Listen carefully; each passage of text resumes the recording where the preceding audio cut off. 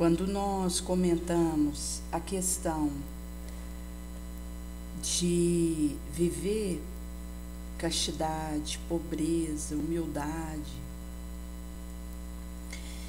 é algo que se torna sine qua non para que possamos conseguir ser útil e vivermos o testemunho de Jesus sem nos contaminarmos pelo meio que estivermos. Se considerarmos apenas a questão das guerras que ainda pipocam e que se alastram pelo orbe afora, tem a ver com uma vibração que, se eu não tomo cuidado, isso pode me contaminar, nem tanto de querer fazer uma guerra, mas pelos sentimentos de rancor, de maledicência que podem tomar conta do meu coração diante do que acontece. Por haver aquele irmão nosso que ainda está no estágio em que vai numa atitude de jogar uma bomba contra alguém, contra um povoado, de querer eliminar contemporâneos seus nessa vilegiatura, de os ter à conta de inimigos. Isso tem a ver com ainda aonde esse espírito se demora, e que, pelo fato de nós estarmos numa vibração de variedades da condição de cada qual, a caridade, ela precisará ser a nossa bússola para que consigamos uma resistência no bem, na caridade, sem que sejamos contaminados e que aconteçam ramificações em nós da conduta que percebemos ser inadequada. E essa é uma questão curiosa, porque muitas vezes eu posso ter uma palavra desditosa em relação à conduta de alguém, mas pelo receio disso me contaminar, me arrastar, do que pela atitude per si. Até porque nós sabemos quando algo não é recomendado, temos uma noção de se uma dada atitude deveria ser evitada, e se percebemos aquilo acontecendo, nós, pelo nosso estágio mesmo de conexão e de fragilidade que nós temos, e de suscetibilidade,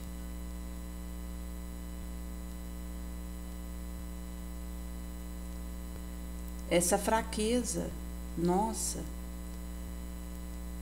faz com que, diante de uma conduta indevida, nós, para evitar fazer igual, tenhamos a necessidade de atacar.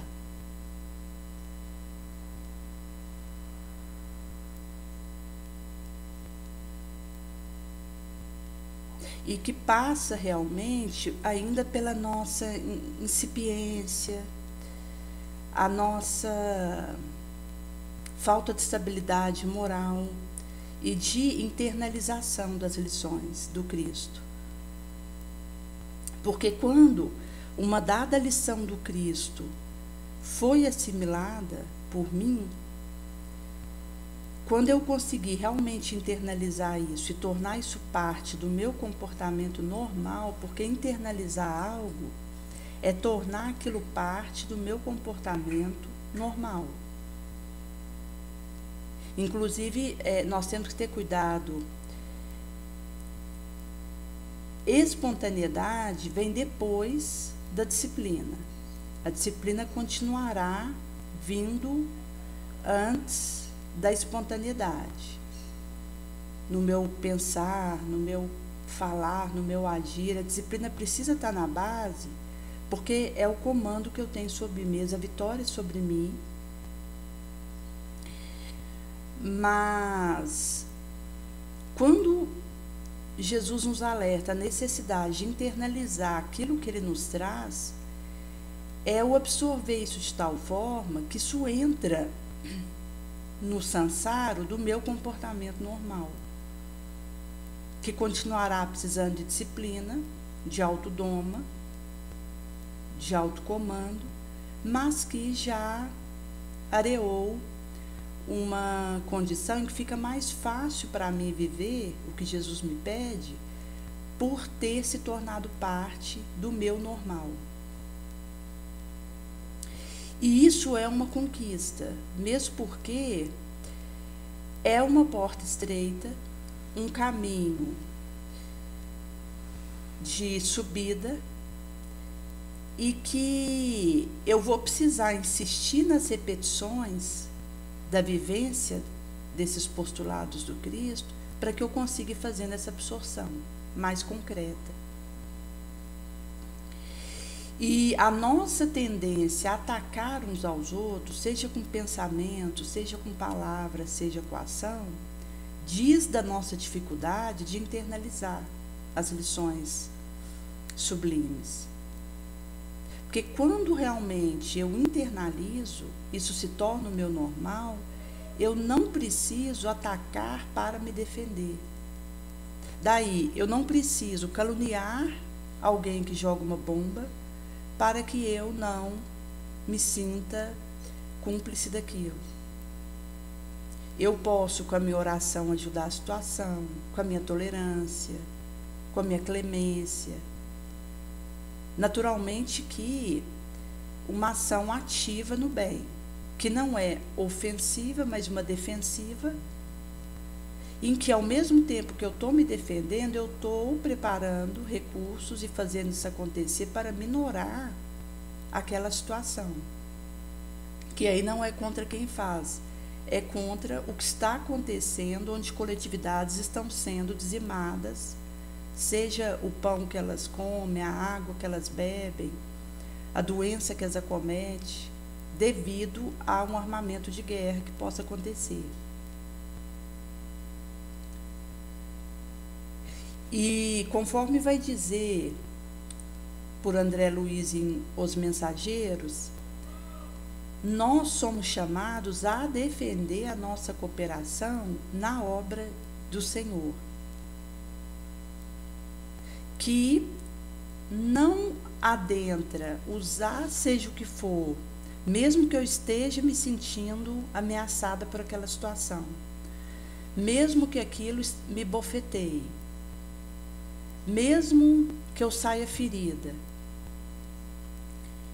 Mas eu, ao invés de atacar, eu consigo os recursos para me defender, mas uma defesa que me dá a condição de avançar no bem que realizo em meio àquela situação.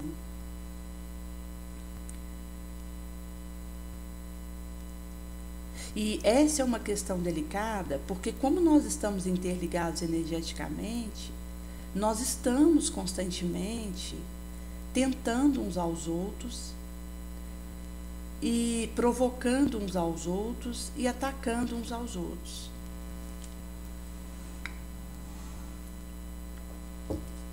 Naturalmente, aquele que desperta para o bem genuíno e deseja esse farnel, ele não deseja tentar alguém, atacar alguém, provocar alguém, ele está imbuído de ajudar, pelo contrário.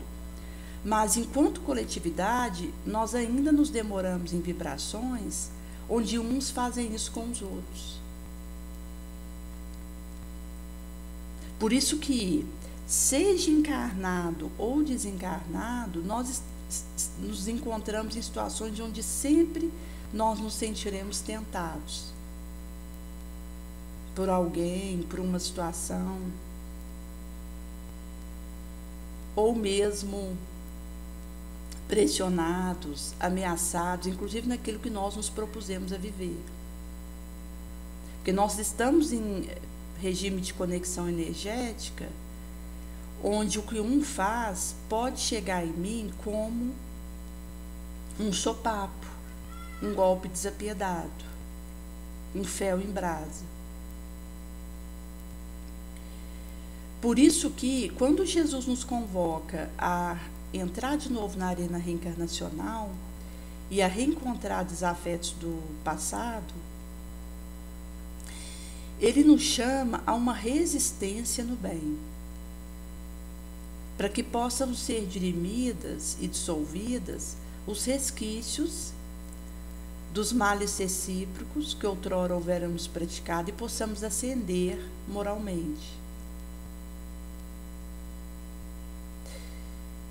Uma moça, ela comentava que teve uma experiência na sua família de ser um bode expiatório. Ela se sentia como que aquela que era considerada o motivo do que de ruim acontecesse naquele meio que ela estava. E houvera tido dificuldade com a mãe, que hoje é falecida.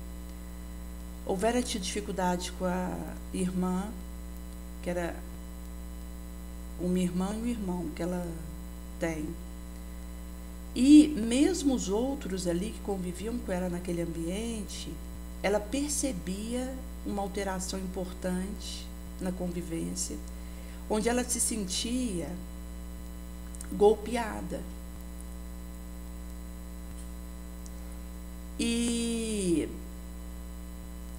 inclusive, quando o irmão veio a casar e a cunhada morou ali no mesmo ambiente que eles, e os filhos nasceram ali, ela percebeu que o problema continuava com essa cunhada. Então, era algo mesmo que acontecia em torno dela, num intensivão, e que ela percebia que era Jesus chamando ela a algo a mais.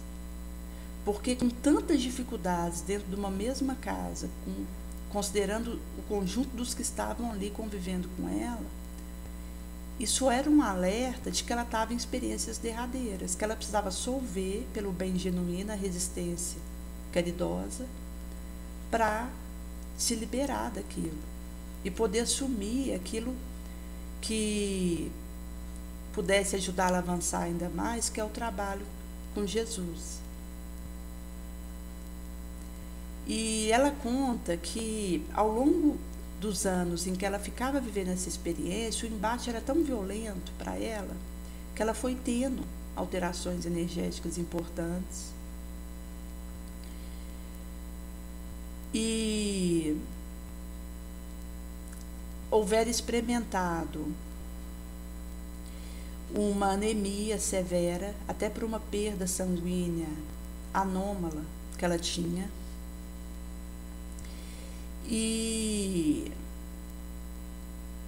que acontecia no período da menstruação e que acabou precisando ter alguma intervenção devido à gravidade disso e caiu numa anemia severa. Ao mesmo tempo, a experiência dos sopapos energéticos que ela recebia naquele ambiente, e ela foi realmente ficando por um triz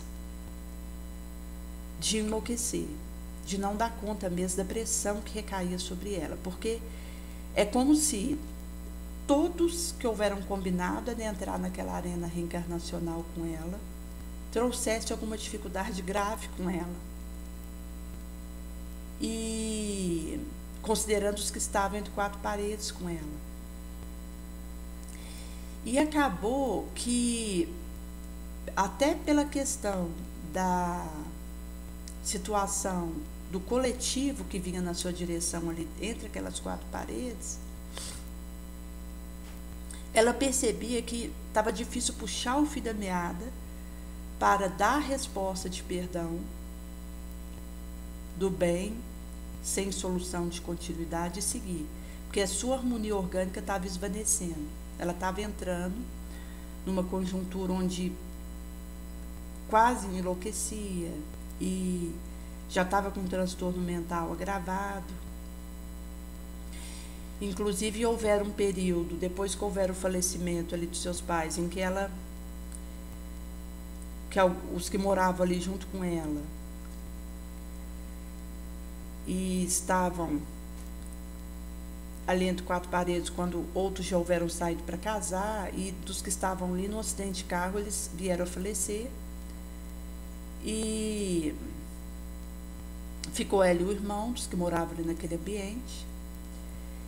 E ela relata que depois, inclusive, até pela situação em que ela se demorava, porque ela continuava tendo a presença dos espíritos que estavam ali naquele carro, que houveram falecido e que moravam com ela entre quatro paredes, ela continuava sentindo a presença desses espíritos, continuava experimentando esse sopapo, essa agressão. E ela explica que houve um dado momento em que ela houvera pedido um afastamento daqueles que houveram permanecido encarnados, até para processar e puxar novamente o fio da meada, porque ela percebia que esse fio estava sendo divisado, ela poderia terminar de puxar. E, inclusive, depois de um período de ideação suicida.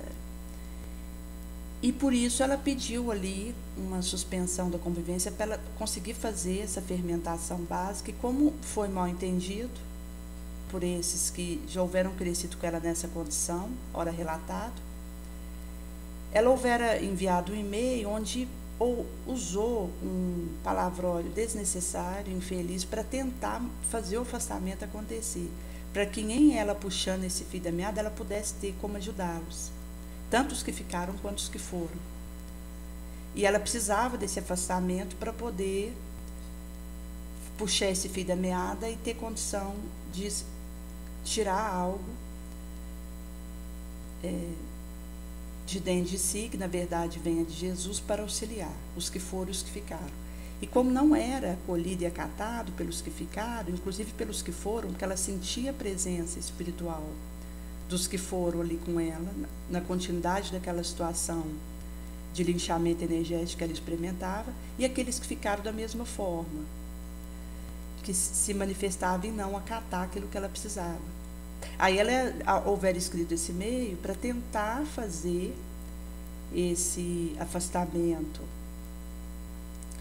acontecer, para que ela pudesse fazer o processamento de recomposição e ter como ajudar, porque o desejo dela era ajudar tanto os encarnados quanto os encarnados que estavam ali naquela romagem com ela, até ali. E, em sendo assim, como houvera essa questão da recusa, tanto dos encarnados quanto dos desencarnados, em dar esse tempo para ela, que ela continuava sobre essa situação, essa chuva vindo sobre ela, ela escreve um e-mail usando um texto que poderia levar aqueles que estavam ali lendo a uma repulsa tal que se afastassem, e ela poderia, talvez, já que ela via que houveram desencarnado, os espíritos deles não se afastariam, que estavam ali junto dela, mesmo que ela mandasse o e-mail, eles continuariam ali. Então, pelo menos para os que estavam encarnados, mandar um e-mail tal que geraria uma repulsa violenta em relação a ela, ia se afastasse. Porque já que com os encarnados continuariam com ela mesma, pelo menos os encarnados, já que os desencarnados continuariam com ela mesma, pelo menos os encarnados, através daquele meio se afastariam, já daria tipo uma fresta de fôlego pelo ar que entraria para ela terminar de puxar o fio da meada e ter então condições de ajudar tanto um grupo quanto o outro. E isso foi recebido por esses irmãos dela como um indício de que ela estava louca, ameaçaram internar ela num CAPS, numa instituição que ela precisaria ficar presa para tratamento. Então mostra como foi complexo para ela essa situação. E vai dizer da confiança que Jesus teve nela, de colocar ela nessa situação para ela dissolver o que precisasse para acender. Porque quando a gente tem uma situação como essa, dessa intensidade, diz de um preparo que foi feito para que ela, em vivendo isso e conseguindo amar e perdoar, continuar no bem genuíno, pudesse ir para uma outra realidade. E na pauta do seu esforço e da sua resistência, da sua humildade, ela pôde ir fazendo esse caminho e avançando. E isso, em última instância, quando fazemos a análise da história dela, é o próprio Cristo que a deu força. Naturalmente, que entrega a si mesmo, ela teria sucumbido. Consoante tantas quedas que ela teve, tantos riscos de perder sua reencarnação,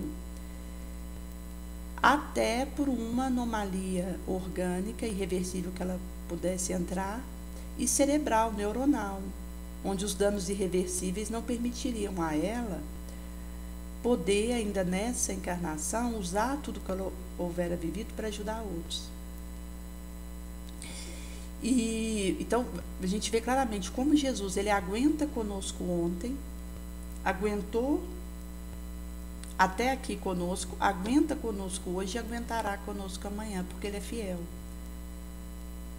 Ele nos amou em Jerusalém, nos amou em Betânia e nos amou em Genezaré.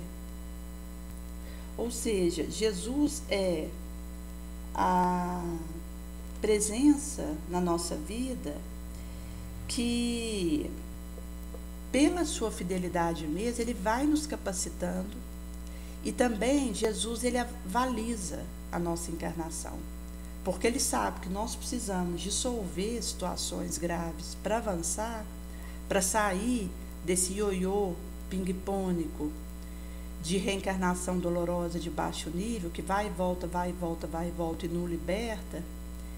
Ele paga o preço, ele paga o tributo de experiências difíceis, mas que, se bem vividas por nós, nos liberarão. Então, mesmo que alguém às vezes queira tirar, dada a situação, e questione, será que ela aguenta? Dá para pôr essa experiência para ela? Jesus, ele carimba e ratifica, aguenta, pode incluir. Porque ele sabe que a gente dando conta daquilo que vai ser colocado na nossa trajetória, vai significar uma libertação importante, diferenciada.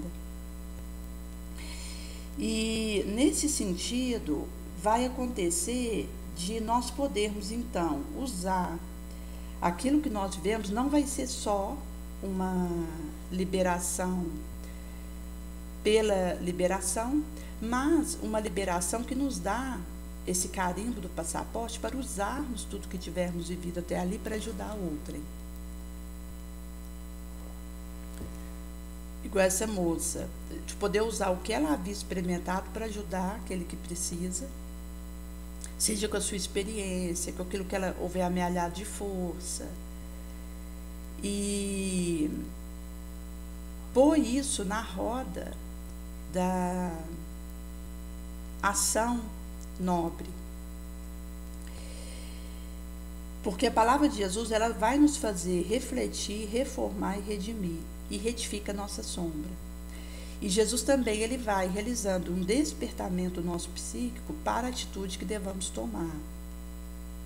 Ele medicamenta a nossa água, e uma gota da água que Jesus coloca no nosso copo fluidifica todo o vasilhame. Uma gota que eu ponho daquela água, seja num vasilhame de 30 litros, uma gota fluidifica toda aquela água. Pela própria medicamentação que promana do Cristo na nossa direção. Então, esse arcabouço vidagal que extravasa do nosso ser, que convence.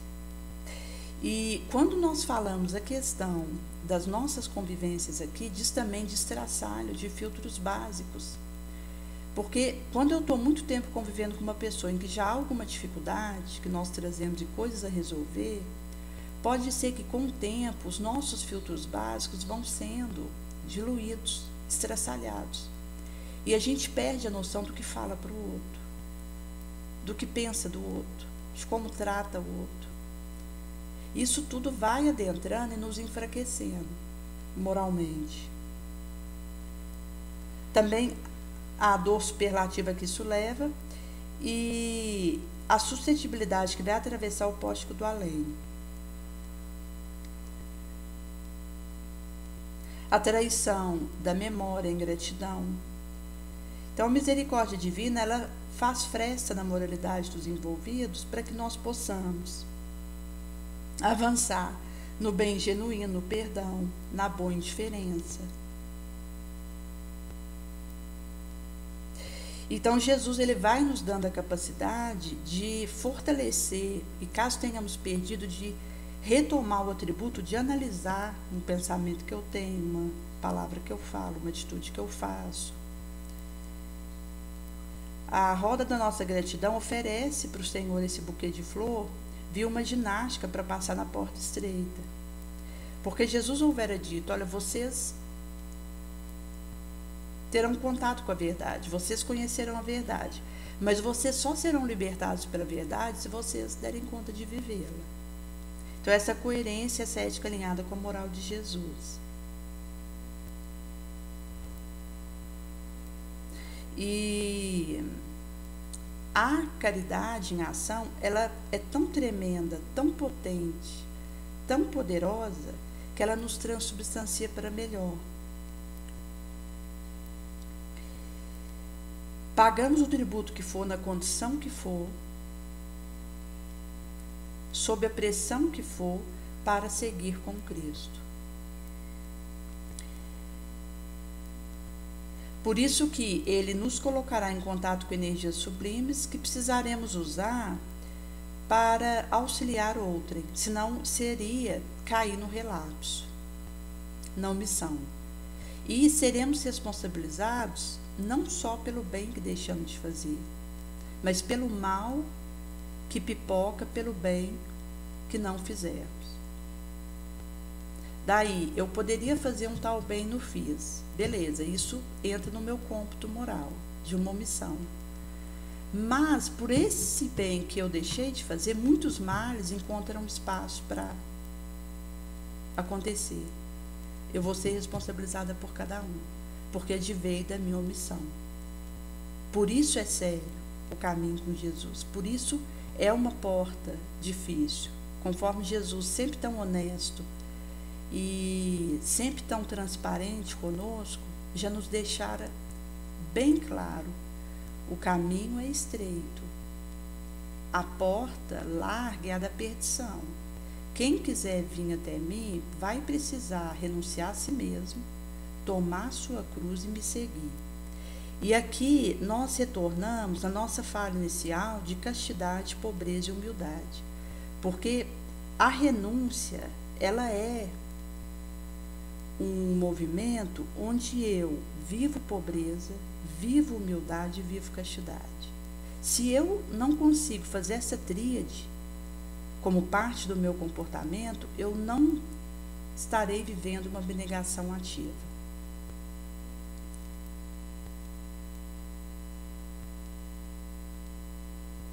E aí nós vamos adquirindo essa segurança de, mesmo em meio a uma situação onde nós somos colocados como bode expiatório, onde parece que vem situações sobre nós que a gente não encontra uma saída, mas conseguiremos ficar firme na vibração nobre e não permitir que aquilo nos contamine. Daí, o que vem de ódio não me contamina, eu devolvo amor. E, em sendo assim, eu não preciso agredir,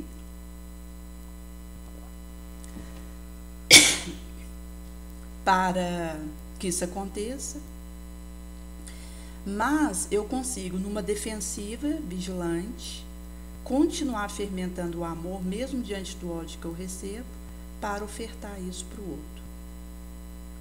esse outro mesmo que me odeia. Mas eu, para conseguir cultivar o amor e enviar isso, eu não preciso caluniar, agredir, tentar, provocar, machucar, ameaçar. Para conseguir ficar no amor em relação àquele que me odeia, eu apenas uso a defensiva, abro mão de qualquer forma de ofensiva, fico na defensiva para, em meio a isso, fermentar as vibrações caridosas dentro de mim, amorosas, e oferto isso para esse outro.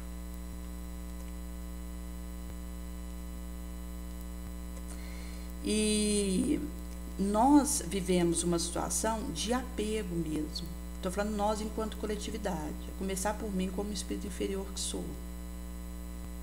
Visto que quando nós falamos essa questão, dessa tríade, da castidade, pobreza e humildade, quando eu sou apegada ao que é material, eu não vou conseguir viver a pobreza, por exemplo.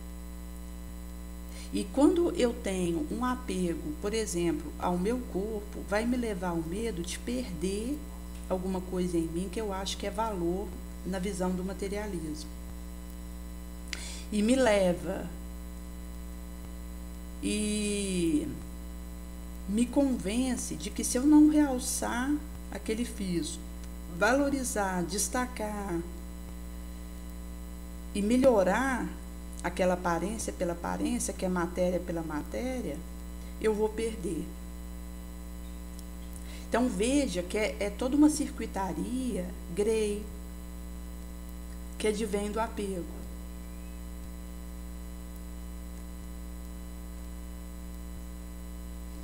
Inclusive, assim, até a questão da nossa invigilância, o nosso descuidado, tinha alguns adolescentes que houvera tido um momento ali, onde cada qual estava com lapiseira, caneta Errorex, régua, borracha e parafernália que fica ali no estúdio para ser usado enquanto nós estamos num momento de aula. E quando terminou, que esses adolescentes houveram saído, quem estava ali na frente, fazendo a ministração daquele momento, né, que na verdade a gente acaba aprendendo mais com o adolescente do que ensinando. E eu falo que eu aprendo mais com eles do que ensino. Mas quem estava ali fazendo a mediação daquele instante, viu que tinha ficado ali uma lapiseira, uma régua e uma caneta Errorex, e pegou. E no grupo oficial que tem ali daquela sala, tirou uma foto dessas instrumentais, caneta Errorex, régua e lapiseira, e postou no grupo da sala, avisando que alguém houvera esquecido que estava com ela e para no dia seguinte pegar com ela. E não houve quem se manifestasse como dono daquilo. E aí ela houvera pego essa caneta e essa régua, no caso a caneta Errorex, a régua lapiseira, e no dia seguinte pediu licença para quem estava ali na frente, colocou em cima da mesa e pediu para que aquele que fosse o dono daquele instrumental pudesse pegar e também, caso soubesse quem era o dono, porque quando é assim, às vezes eles, entre eles mesmos, descobre quem é e entrega. E depois, aquela que estava ali na frente, naquele momento, houvera comentado com ela que ninguém havia se manifestado, tinha ficado ali. E ela já estava com um estojo cheio de lápis e caneta, canetinha, que ela houvera feito da mesma forma, enquanto colocar uma foto daquilo, da outra sala onde tinha ficado esquecido esse estojo, E da mesma forma ninguém se manifestou, ficou.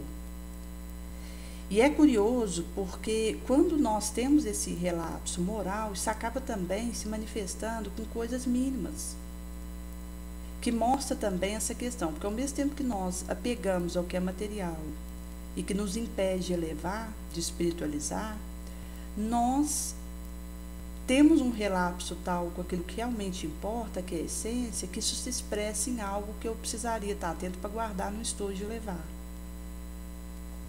E isso leva a aumentar o nosso desperdício.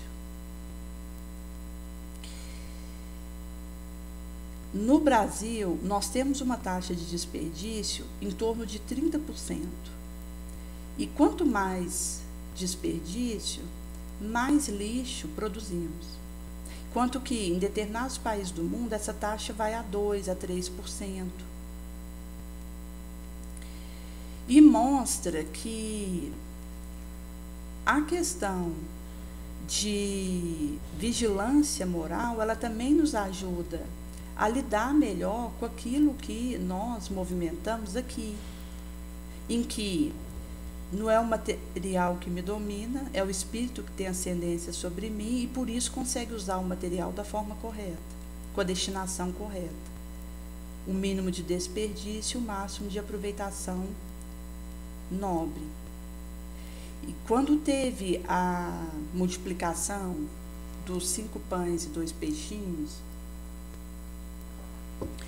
em que depois que um dos discípulos houvera trago e digo que tinha ali para aquela multidão faminta, que precisava alimentar, que já estavam ali horas naquele local com ele. E Jesus, ele tinha perguntado antes o que tinha ali, porque inclusive os discípulos houveram dito que iriam até algum local para trazer comida, que naturalmente naquela época seria andando, ia distante, ia demorar um tempo até que eles fossem e trouxessem mantimentos para aqueles que estavam ali, aquela multidão. E quando ele questiona o que tinha ali, os discípulos recolhem esses 5 pães e 2 peixinhos, e Jesus então, sobre aqueles 5 pães e 2 peixinhos, sobre a nossa insuficiência, ele faz a multiplicação, onde todos alimentaram, ficaram satisfeitos e ainda sobrou cestos. E quando eles estavam para ir embora, Jesus pede, olha, recolhe tudo para a gente levar, inclusive as migalhas, para que não houvesse desperdício. Daí, a orientação do Cristo referente a essa questão é que não desperdicemos, até a migalha precisamos aproveitar. Mas se eu sou materialista, eu não consigo lidar com a matéria porque ela me vence.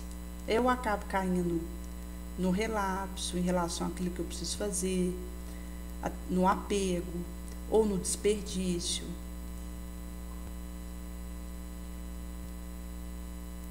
E acabo não cuidando da forma que deveria, por exemplo, da minha saúde, que tem a ver com o meu corpo, que é material. Mas isso tem a ver com o apego à matéria, é com o materialismo. Porque quando a gente desenvolve o espírito e fortalece o espírito, que é onde está o sublime, a essência nossa, que tem uma energia que nós não abordamos, não divisamos, nós conseguimos, em fortalecendo o espírito, lidar da forma correta com a matéria, em que nós precisamos cuidar de uma saúde, precisamos usar os recursos sem desperdício, precisamos canalizar aquilo que compramos e usamos para o bem. E aí a gente vai aprendendo a não comprar o que não precisa. A gente passa a ficar só com o essencial, o necessário. Porque aquilo que está em excesso comigo é alguém tendo falta daquilo mesmo.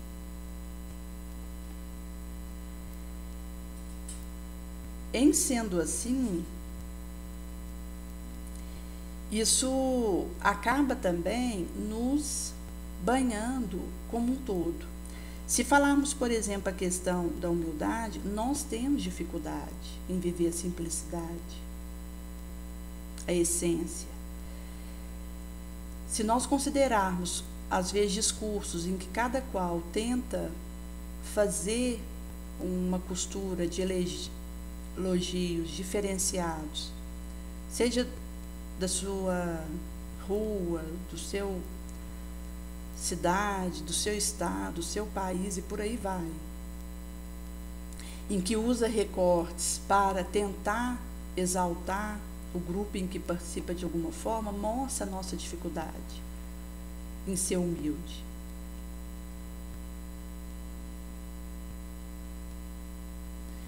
E a questão da pureza que vai nos fazendo e dissolvendo o sensualismo, desligando de tudo que tenta levar a isso. E, inclusive, se reflete no sono, que conforme a condição moral que o indivíduo esteja, ele pode, quando estiver dormindo, como uma moça que ela tinha ido numa van para um dado local fazer uma doação de sangue, e ela houvera na noite anterior, quando ela acordou para ir para esse local fazer essa doação sem querer em outra cidade, porque não tinha coleta na cidade dela, não tem, e ela tinha dormido poucas horas de sono, estava cansada, e quando ela entrou na van, ela apagou. As 2 horas em que ficou andando na estrada, que é em torno de 2 horas e meia, ela dormiu. E ela relatou que percebeu que ali de vez em quando ela tinha assim uns acordões, que ela fazia algum barulho e voltava a dormir.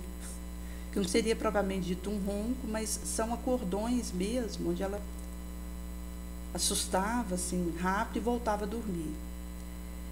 E poderia expressar inclusive um medo, um sono indormido, por estar ali com outras pessoas perto dela ou por não estar numa cama propriamente dito. E ela houvera dito que ali, inclusive, havia momentos que ela percebia que ela fazia algum barulho com a boca ou com o nariz, naquele momento ali que ela estava um pouco alheia, porque estava no eflúvio do estado de sono. E mostra que os estados que nós vivemos até dentro de nós, enquanto energia, isso se reflete no coletivo, quando nós percebemos que às vezes, por mudar o ambiente que nós estamos, isso já tem alguma alteração daquilo que acontece conosco ou daquilo que percebemos em nós. Por isso que essa é uma proposta de Jesus para nós, onde ele continua nos chamando para fazer essa lapidação do nosso ser e é também uma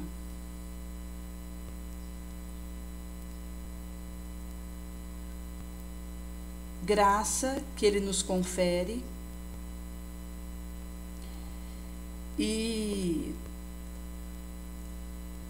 a honra mesmo de perceber, porque quando ele nos mostra onde precisamos melhorar, é uma graça, é um quinhão em que nós vamos Em percebendo o que em nós é falho,